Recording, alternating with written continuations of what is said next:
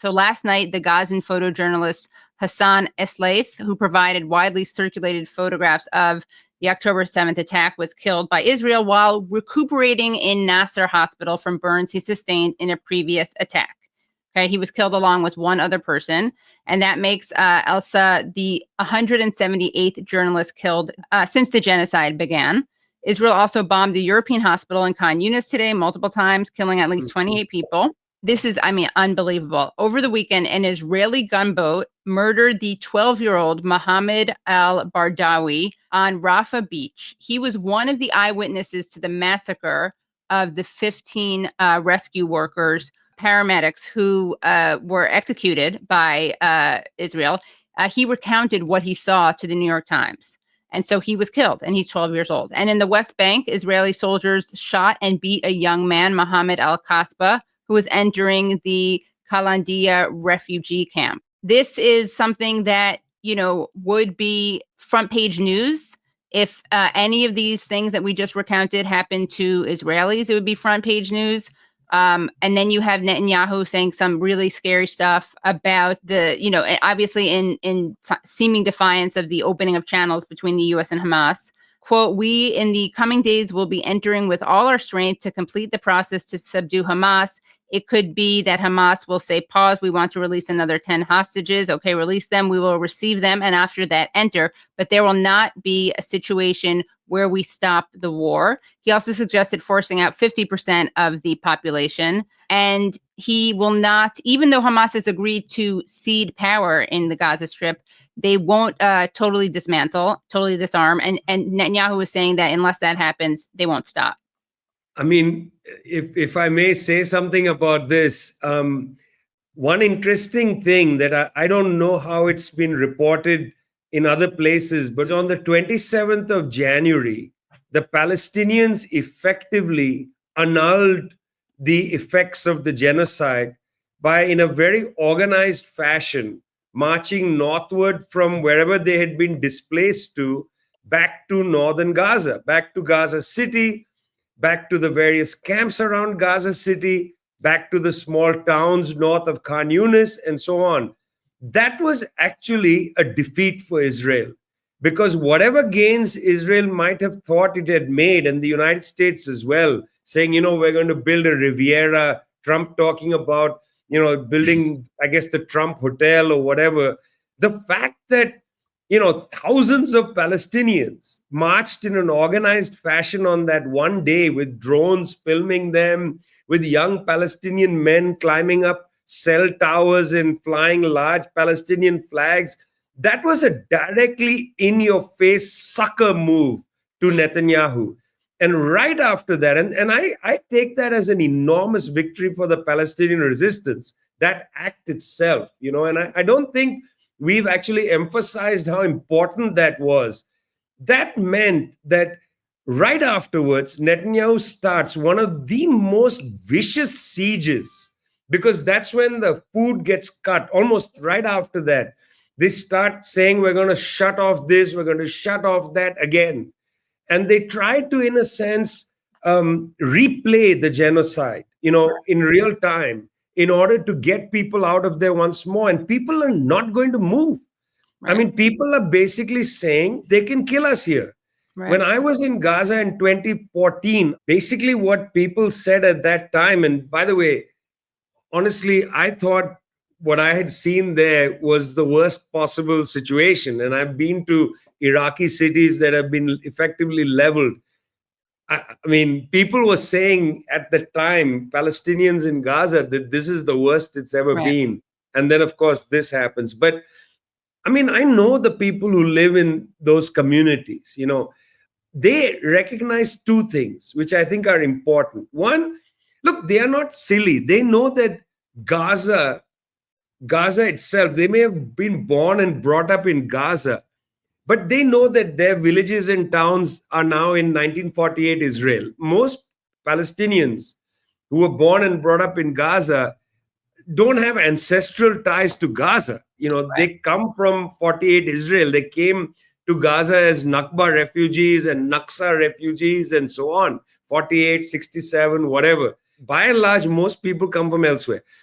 So they know that they are not going to be able to return if they leave Gaza. If they go to Egypt, the return is not going to be allowed. So they don't want to leave. That's why they marched back to, whatever they had to find to live in northern Gaza, in the midst of rotting bodies under rubble and so on. It's horrendous. One is they know that if they leave, they will never be allowed to come back. The other is that this is a stubbornness of people. People are stubborn. I mean, I have some friends who have left Gaza, out of fear for their families and whatnot. But there are also people who are just stubborn. They are going to refuse. In Arabic, the word they use is smooth, Right. Steadfastness. But in fact, the real word isn't steadfastness, it's stubbornness. People just won't leave. I have some friends who are still there. They just will not leave. And that stubbornness comes from this certainty that if they leave, they will never be able to return to Gaza. And if they leave Gaza, there is no hope for them to return back to 48 Israel. I mean, most of the people I've met in that region have an idea that at some point, Israel is going to decide to say, okay, you can come back and live next to us. You may not live in the home you had in 1948, but you can live somewhere in that area. That is what people imagine, In fact, I would say I have yet to meet a Palestinian who lives in the West Bank, Gaza, and in Jerusalem, who says all the Israelis should be kicked out and we should go back and get the land. In fact, that is not how most people think. Most people think we would just like to go and live there. We're not going to get into the details. We would like to live there. So I just want to say that I think what happened on January 27th is extremely significant, and it shows that the Palestinian resistance is alive and well. And this is not a story just of victims. The Right. Palestinians are not victims, they are fighting as people, and that really makes my heart want to explode. Yeah, it is. I mean, I feel like my heart is like simultaneously like exploding in a million directions. When you see this journalist who was killed, and again, he was killed while recovering from another attack, and you see these disgusting journalists, Israeli journalists, who are saying that he's Hamas, he's embedded, he's not a journalist, he's Hamas. Meanwhile, you have literal Israeli journalists who are embedded in the IDF, which commits more terrorism than anyone else could even dream of committing. I mean, even if they had all day, they wouldn't be able to commit the amount of terrorism and collective punishment. So like the absolute nerve of these Israeli journalists who are accusing someone else of being a terrorist, not being a real journalist, it is just so shameful. And we know that they target journalists. It's disgusting because they're truth tellers. And then to see this child who's, I think I read reports that he's 12. We know that he's young, and you can see he's young. So this is Mohammed Bardawill, a young witness to the March 23rd attack on medics in Gaza, who was killed on Saturday when an Israeli gunboat fired on Rafah Beach. His father, Saeed, asked our colleague Bilal Abu Yazan today for a photo of his son when he interviewed them together for our report. I mean, it is just, and there, Mohammed helped our investigation by outlining what he saw when the IDF attacked the convoy of medics. Saeed and Mohammed were on their way to go fishing, a family tradition, before dawn on March 23rd when they were detained by the IDF before the attack. So again, I'm so moved also when I see things of like Palestinians risking their lives to save dogs or cats, like going back into houses to take them out, or the incredible like solidarity that they have, or thanking the students in the United States who are protesting. And then my heart breaks into a million pieces also, and I'm just full of rage and despair at the same time.